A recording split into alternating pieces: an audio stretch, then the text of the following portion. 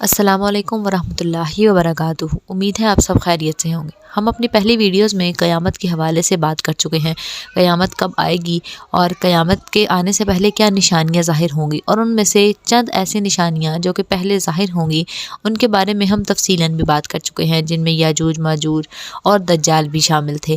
آج ہم بات کریں گے حضرت امام مہدی کے حوالے سے۔ آپ کون تھے، آپ کہاں سے آئیں گے، کب نازل ہوں گے اور آپ کے آنے کے بعد کیا ہوگا، آج ہم اس سب کے بارے میں بات کریں گے۔ حضرت امام مہدی رضی اللہ تعالی عنہ خلیفۃ اللہ ہیں۔ آپ حضرت محمد صلی اللہ علیہ وآلہ وسلم کی آل میں سے حسنی سید ہوں گے۔ جب دنیا میں کفر پھیل جائے گا اور اسلام حرمین شریفین یعنی مکہ مکرمہ اور مدینہ منورہ کی طرف سمٹ جائے گا، اولیاء ابدال وہاں کو ہجرت کر جائیں گے۔ ماہ رمضان میں ابدال کعبہ شریف کی طواف میں مشغول ہوں گے۔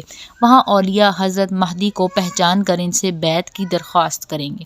آپ انکار فرمائیں گے، غیب سے ندا آئے گی یعنی آواز آئے گی، ھذا خلیفۃ اللہ مہدی فاسمعوا لہ واطیعوہ، یہ اللہ پاک کے خلیفہ مہدی ہیں، ان کا حکم سنو اور ان کی اطاعت کرو۔ لوگ آپ کے دست مبارک پر بیعت کریں گے۔ وہاں سے مسلمانوں کو ساتھ لے کر آپ شام تشریف لے جائیں گے۔ آپ کا زمانہ بڑی خیر و برکت کا ہوگا، زمین عدل و انصاف سے بھر جائے گی۔ اس کے ساتھ ہم مختصر سا حال حضرت مسیح عیسیٰ علیہ السلام کے نزول کا بھی بیان کرتے ہیں۔ جب دجال کا فتنہ انتہا کو پہنچ چکے گا اور وہ ملعون تمام دنیا میں پھر کر ملک شام میں جائے گا، اس وقت حضرت عیسیٰ علیہ السلام دمشق کی جامع مسجد کے شرقی منارہ پر نازل ہوں گے۔ آپ کی نظر جہاں تک جائے گی وہاں تک خوشبو پہنچے گی اور آپ کی خوشبو سے دجال پگھلنے لگے گا اور بھاگے گا۔ آپ دجال کو بیت المقدس کے قریب مقام لد میں قتل کریں گے۔ ان کا زمانہ بڑی خیر و برکت کا ہوگا، مال کی کثرت ہوگی، زمین اپنے خزانے نکال کر باہر کرے گی، لوگوں کو مال سے رغبت نہ رہے گی، یہودیت، نصرانیت اور تمام باطل دینوں کو آپ مٹا ڈالیں گے۔ آپ کے عہد مبارک میں ایک دین ہوگا، اسلام، تمام کافر ایمان لے آئیں گے اور ساری دنیا اہل سنت ہوگی۔ امن و امان کا یہ عالم ہوگا کہ شیر بکری ایک ساتھ چریں گے، بچے سانپوں سے کھیلیں گے، بغض و حسد کا نام و نشان نہ رہے گا۔ جس وقت آپ کا نزول ہوگا فجر کی جماعت کھڑی ہوئی ہوگی، حضرت امام مہدی اور آپ علیہ الصلوۃ والسلام کو دیکھ کر آپ سے امامت کی درخواست کریں گے۔ آپ انہیں کو آگے بڑھائیں گے اور حضرت امام مہدی کے پیچھے نماز ادا فرمائیں گے۔ ایک روایت میں ہے کہ حضرت عیسیٰ نے حضور سید الانبیاء صلی اللہ علیہ وآلہ وسلم کی شان و صفات اور آپ کی امت کی عزت و کرامت دیکھ کر امت محمدی میں داخل ہونے کی دعا کی۔ اللہ پاک نے آپ علیہ الصلوۃ والسلام کی دعا قبول فرمائی اور آپ کو وہ بقا عطا فرمائی کہ آخر زمانہ میں امت محمدیہ کے امام ہو کر نزول فرمائیں گے۔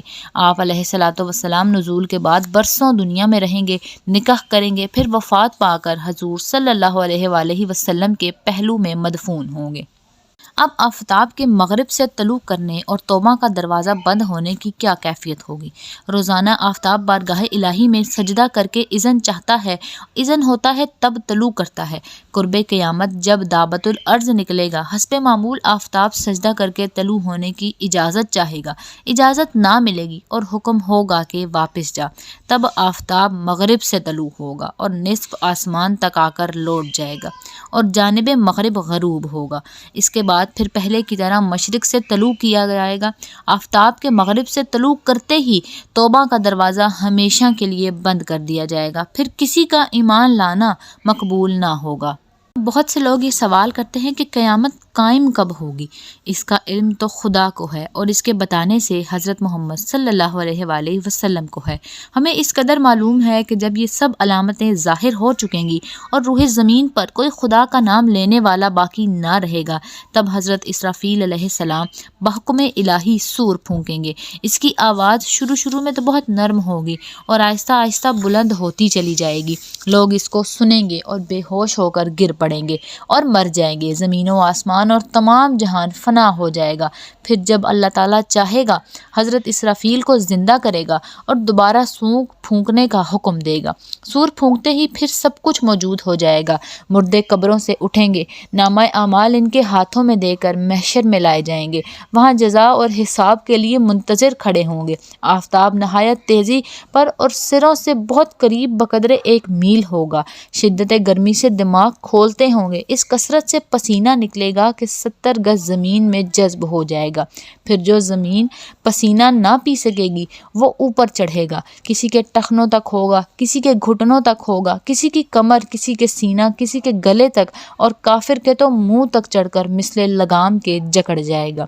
ہر شخص حسب حال و اعمال ہوگا، پھر پسینہ بھی نہایت بدبودار ہوگا۔ اس حشر و نشر کا عقیدہ ضروریات دین میں سے ہے۔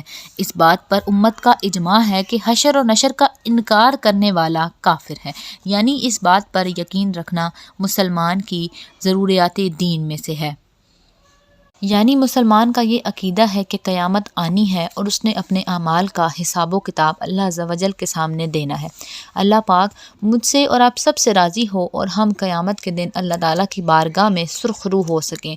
اللہ پاک ہمارا خاتمہ بالدین کرے اور ہمیں فساق و فجار سے بچائے رکھے۔ آمین بجاہ النبیین صلی اللہ تعالیٰ علیہ وآلہ وسلم۔